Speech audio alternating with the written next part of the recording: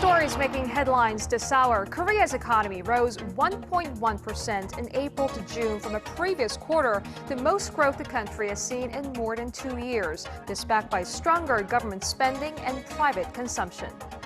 The two Koreas sit down again for a 6th time on the future of the Gaeseong Industrial Complex. They fail again to reach an agreement, and the North warns that its military may reoccupy the factory zone.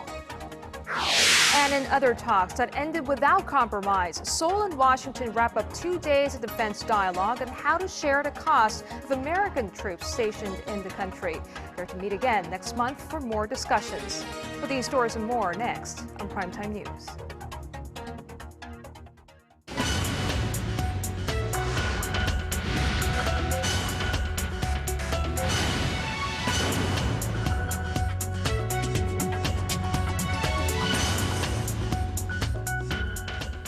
Good evening and welcome to Primetime News. It's Thursday, July 25th. Live from Seoul, I am Yoo Ji-hye. And I'm Sean Lim. Thank you so much for joining us. Well, after 6 rounds of the working level talks to reopen the Kaesong Industrial Complex, they may be on the verge of collapse. Thursday's meeting ended with a surprise statement by North Korea's chief delegate who said Pyongyang was prepared to turn the industrial complex into a military base. Our Unification Ministry correspondent Hwang Sung-hee has the details. South Korea's Unification Ministry said Thursday that the results of the 6th meeting has put the future of the joint business park at a fork in the road and warned that the North must show sincerity about the issue. If North Korea does not show a sincere attitude towards providing safeguards against future closures, the South Korean government cannot but take grave measures. The new twist comes after North Korean Chief Delegate Park Chul-soo paid a surprise visit to the press room where South Korean reporters were stationed following Thursday's meeting. Park read off a statement in which he questioned South Korea's sincerity about the talks, saying that while the North has revised its draft proposal 5 times, the South has rarely made revisions to its own. He went on to say that while the North values the joint business park and hopes for its normalization, it has no intention to force the issue and warned that if business operations are not restarted, it will use the Kaesong complex as a military base. South Korea's chief delegate told reporters that although the two Koreas made progress in some areas, the South proposed holding another round of talks at a later date as they remain far apart on the issue of implementing safeguards. While no date was set for a 7th meeting between the two Koreas, Seoul's Unification Ministry said that the North will have to accept South Korea's proposal if it has any intention of normalizing the Gaeseong Industrial Complex. Hwang Sung-hee, Arirang News. And now on to other talks that ended without a compromise. Seoul and Washington on this Thursday completed 2 days of defense dialogue aimed at finalizing the amount of money each side would put toward keeping U.S. troops in the country. With no agreement reached at the end of the day, the two sides are set to meet again next month for more discussions. Our Kim Ji-yeon explains. The United States reportedly wants South Korea to cover more of the cost of having U.S. troops stationed on the Korean peninsula starting next year. South Korean media outlets are reporting that the U.S. asked South Korea to increase its contribution to at least $890 million U.S. dollars, citing federal budget cuts as the main reason. South Korea's counteroffer reportedly fell about $94 million short of that amount and argued that it was spending a significant amount of money already to keep U.S. troops in the country. It's also been reported that Washington is seeking a 50-50 split in cost sharing. The two sides also had a tug of war over the rate of increase to the defense costs. The South Korean side had proposed adding only the yearly inflation to this year's payment, estimated to be no more than 4%. But the U.S. has reportedly signaled that the rate should be higher. The two sides did agree on one thing during their 2-day meeting, to meet again for a 3rd round of talks sometime late next month. Kim Ji-yeon, Arirang News. The South Korean Defense Ministry has submitted its midterm budget proposal for the next 5 years to the National Assembly for deliberation. From its plan to enhance the efficiency of military operations to boosting defense capabilities against North Korea's missile and nuclear threats, our Defense Ministry correspondent Han Da-eun has more on the ministry's blueprint. South Korea plans to spend some 214.5 trillion won, or about $192.6 billion over the next 5 years to boost the nation's military operations and defense capabilities. Seoul's Defense Ministry on Thursday submitted a midterm budget proposal for the 2014 to 2018 fiscal year to the National Assembly for deliberation. The figures are about $13 billion higher than the 2013 to 17 fiscal year budget that was submitted last year. Operation expenses took up $129 billion, while the cost of beefing up defense capabilities stood at roughly $63 billion. The most important goal of the midterm plan, officials say, is increasing the portion of defense enhancement costs from the current 29% of total military spending to 34% by 2018.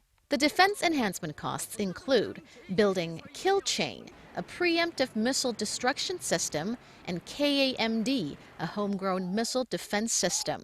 Both of the indigenous defense projects were designed to deter North Korea's missile provocations.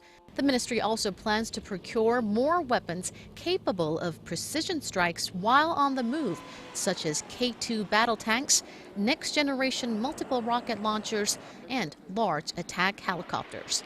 And in order to further promote defense industries, the ministry will expand investments of military research and development and increase the workforce of the nation's major defense-related agencies.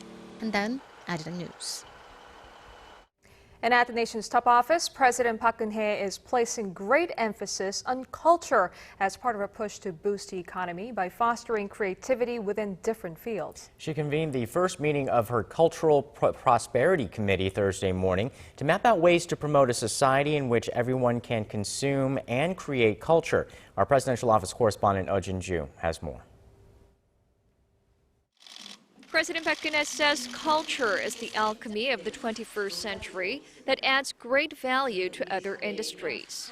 During the first meeting of her Cultural Prosperity Committee on Thursday, the president emphasized the importance of culture, saying that it will be one of the engines behind her push for a creative economy. She said that culture, when combined with science, IT, and more conventional industries, could inject new life into the economy, just as the Beatles and Harry Potter did for the British economy. The president asked committee members to do their best to spread the Korean wave to all areas of Korean culture, including Korean language, food, and traditional houses and crafts. Cultural prosperity has been one of the 4 major goals of the Park administration, with the aim of creating a society in which everyone could both enjoy and create culture in their daily lives. A senior presidential official says that no other president of Korea has put such great emphasis on the importance of culture. President Park said during Thursday's meeting that improving the public's cultural quality of life could be the key to boosting happiness nationwide. Furthermore, she expressed her hope that people around the world will enjoy Korean culture and said it is an important conduit for exchanging values with people around the world. The committee, headed by the honorary director of the Busan International Film Festival, Kim Dong-ho, will be in charge of advising the president on cultural policies and enhancing communication between the government and artists. ApriltoJune, Arirang News.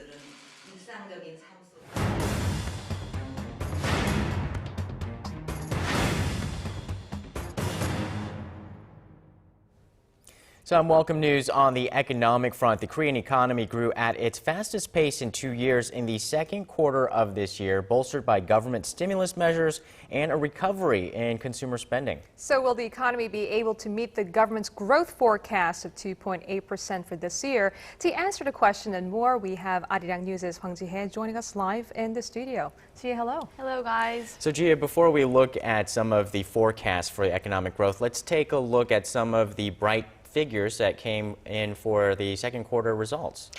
Sure, the Korean economy finally broke free from the trap that is growth in the 0% range.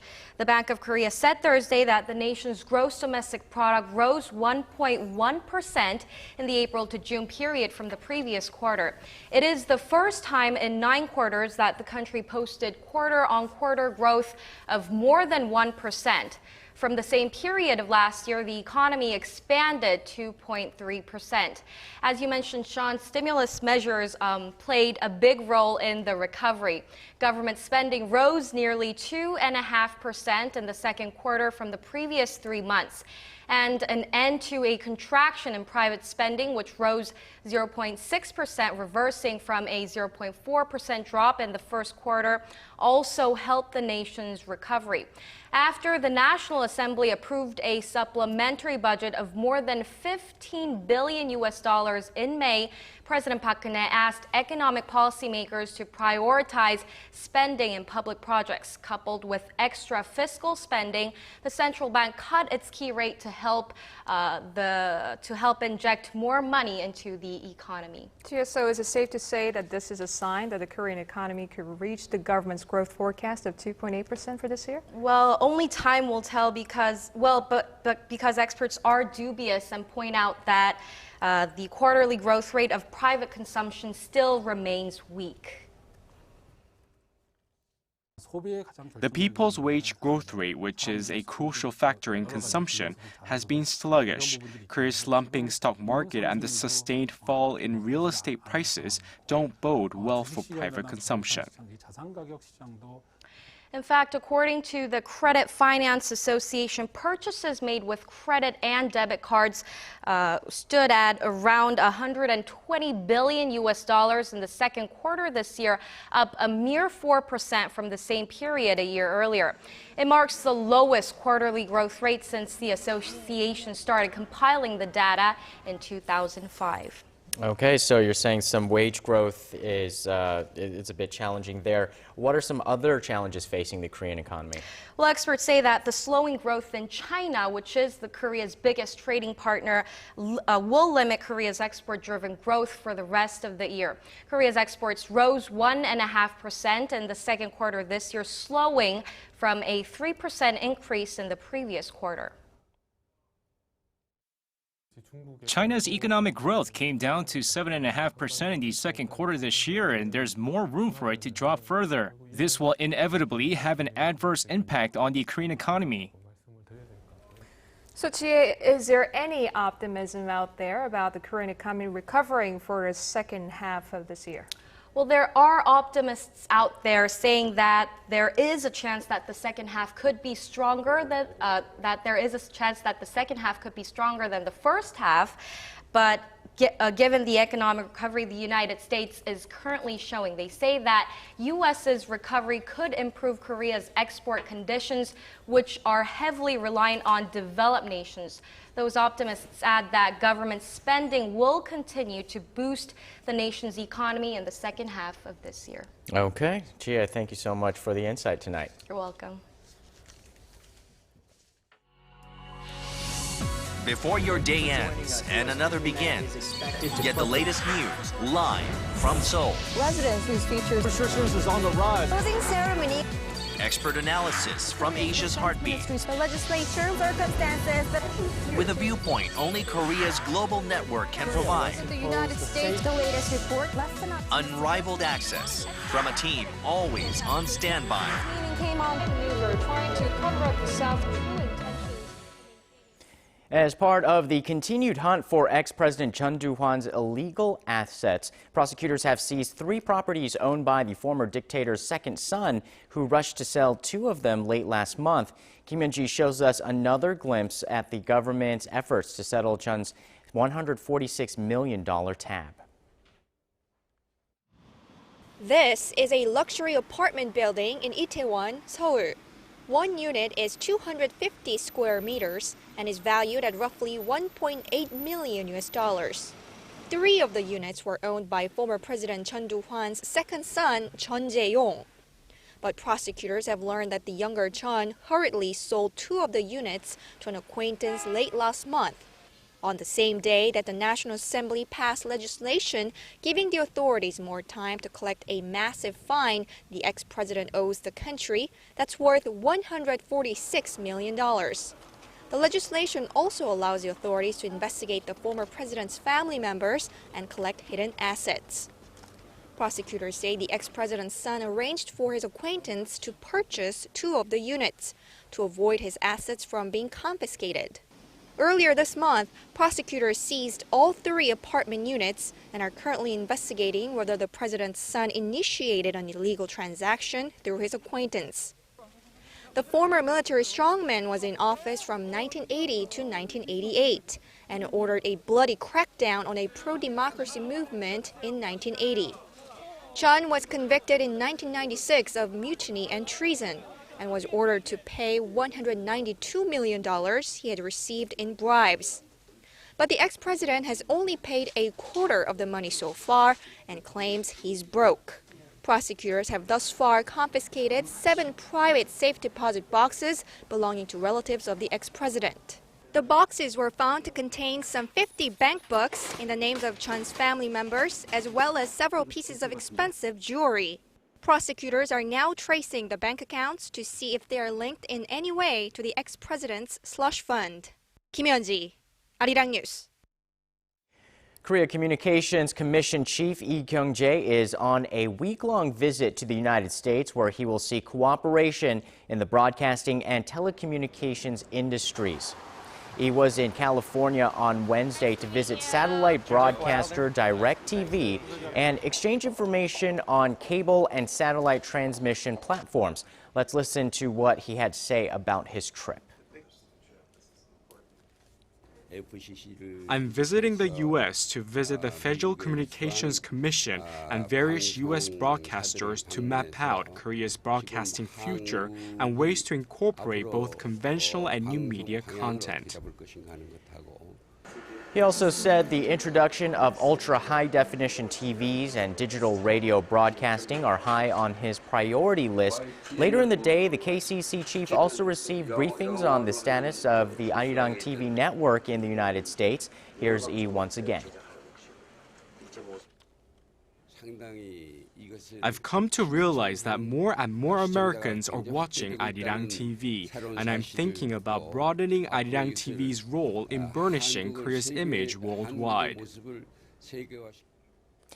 The peak summer vacation season has arrived, which means Korea's main gateway, Incheon International Airport, has prepared for the influx of holidaymakers. Connie Lee shows us how airport operators are expecting some record-breaking passenger traffic. Feet are moving and bags are rolling. It's one of the busiest places in Korea at this time of year. Introducing Incheon International Airport, which is expecting a record-breaking number of passengers in the coming weeks. Incheon International Airport is at its busiest from July 20th until August 18th. So we've expanded our facilities and increased the numbers of employees here to prepare the heavy influx of passengers during this peak season. Specifically on August 4th, we expect 148,000 passengers, which would be an all-time single-day record. During this summer peak season, the airport is expecting nearly a 6% increase in passengers compared to last year. So officials are prepared. They've got more staff on duty and are opening check-in counters 30 minutes earlier than usual. But even taking these preparations as a given, Incheon Airport stands out for its efficient, high-tech facilities. For the 8th consecutive year, Incheon Airport was named the best airport out of more than 1,700 airports worldwide in 2 different categories: Best Airport in the Asia-Pacific region and Best Airport by size. I have not traveled here before. Very pleasantly surprised. It's a beautiful airport, very clean. Everyone's been friendly. The signage is great, easy to get around. The airport even boasts a movie theater, which is right next to a skating rink, which is not too far from a stage for musical performances for guests to enjoy. This is one of the airport's main attractions, its concert series, which features different musical performances every single day, 365 days a year. But despite the airport's modern feel, it also has traditional touches mixed in here and there. One of the airport's newest attractions is its cultural Heritage Avenue, featuring traditional Korean-style deco and various shows to give guests a little taste of ancient Korea. It's very interesting for us to know about the culture of Korea, and we liked it very much. It was a pleasure to be with the royal family. Connie Lee, Arirang News. And taking overseas in Spain, one of the worst rail accidents in Europe. An express train derailed as it hurtled around a curve in the country's northwestern region on Wednesday, killing 78 and injuring up to 131 people. Authorities say all 13 carriages of the train came off the track near the city of Santiago de Compostela. The train, which is carrying over 200 passengers, was traveling from Madrid to the northwestern coastal city of Ferrol. It's not yet clear what caused the accident, but witnesses say they heard a loud explosion before the train derailed. The sources are also saying the train may have been traveling at twice the legal speed. On the other side of the globe in China, prosecutors have charged former senior politician Bo Xilai with bribery, abuse of power, and corruption. The former Communist Party chief was expelled from the party following the murder of a British businessman last August, a murder that Bo's wife was convicted of committing. Bo is accused of attempting to cover up the murder and is also suspected of embezzling public funds. Though no trial date has been announced, it's widely expected that Bo will receive life in prison. Before your day ends and another begins, get the latest news live from Seoul. Residents whose features restrictions is on the rise. Closing ceremony. Expert analysis from Asia's heartbeat. The legislature circumstances that With a viewpoint only Korea's global network can provide. the United States, the latest report, less than Unrivaled access from a team always on standby. Meaning came on to maneuver, trying to cover up the South's true intentions.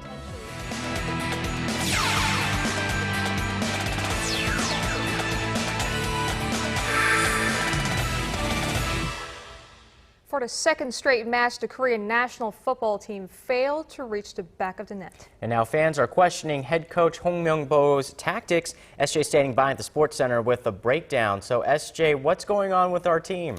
Sean, let's just put it this way. The defense under Hong's watch has been stellar. Now the offense, well, that's another story altogether. Now the team has been held scoreless for 2 straight matches, and their offense has failed to convert on several scoring chances in the draws against Australia and China. While the team chemistry looks great under manager Hong, the strikers are having a tough time getting shots on target.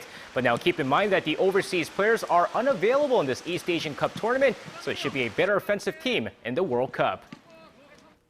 And now moving on to Thursday's Korean Basketball League's Foreigners Draft, and some familiar faces will be returning to the peninsula for another year. Now with the first pick in the draft, Wonju Dongbu Promi selects former Incheon big man Herbert Hill. Now Hill is returning to the KBL after a year away and will be playing alongside Kim Joo-sung and Lee Seung-jun, making this Dongbu team look very scary. Meanwhile, another notable player making a return is Charles Rhodes, who used to play for KT Sonic Boom and will now play for Incheon this upcoming season. And now finishing things off with Thursday night's KBO action as we take a look at the Kia Tigers taking on the LG Twins in Seoul.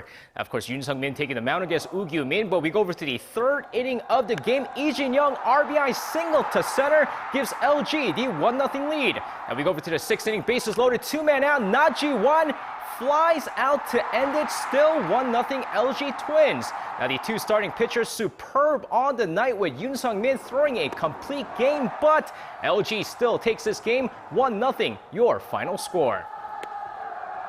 And taking a look at other scores from around the league, the Lotte Giants sweep the Hanwha Eagles 5-1, Samsung Lions beating the NC Dino 6-1, and the Tucson Bears avoid a sweep against the Nexen Heroes as they take this one 11-5. Now with that said, that's going to wrap it up for me. This has been SJ. See you guys again after midnight for your sports needs.